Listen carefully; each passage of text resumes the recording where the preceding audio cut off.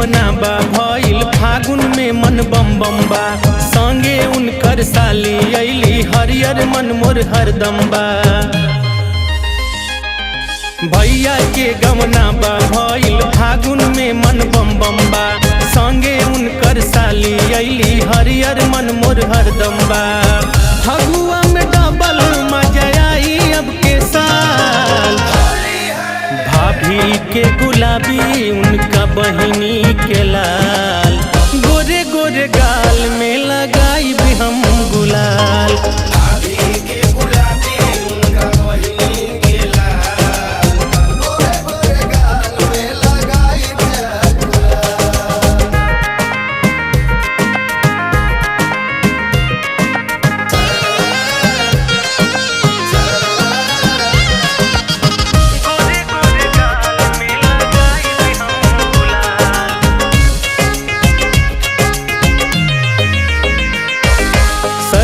तीसी के महकेला फूल त सांस सांस बहकेला। ऊपर से जब हवा बसंती बहे तो तन मन लहकेला।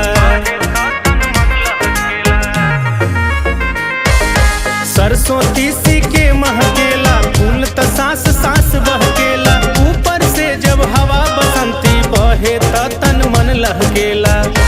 ऐसन मौसम में अइली जिंदगी रंग बिरंगा कैली। हंसी गईन फेंक दिहली रूपावा के जाल। भाभी के गुलाबी उनका बहिनी के लाल। गोरे गोरे गाल में लगाई भी हम गुलाल।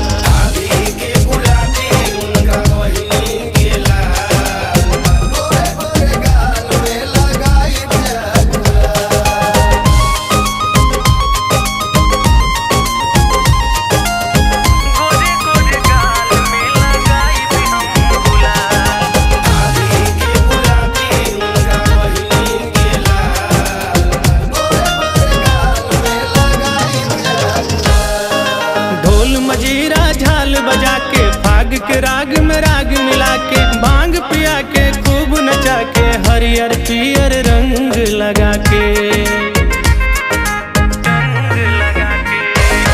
ढोल मजीरा झाल बजा के फाग के राग में राग मिला के। भांग पिया के खूब नचा के हरियर पियर रंग लगा के। उनकर अंग अंग रंग रवि रंजन बन्हे मन से मन के बंधन। दीपक कहेले रही हरदम खुशहाल। भाभी के गुलाबी उनका बहिनी के लाल। गोरे गोरे गाल में लगाई भी हम गुलाल।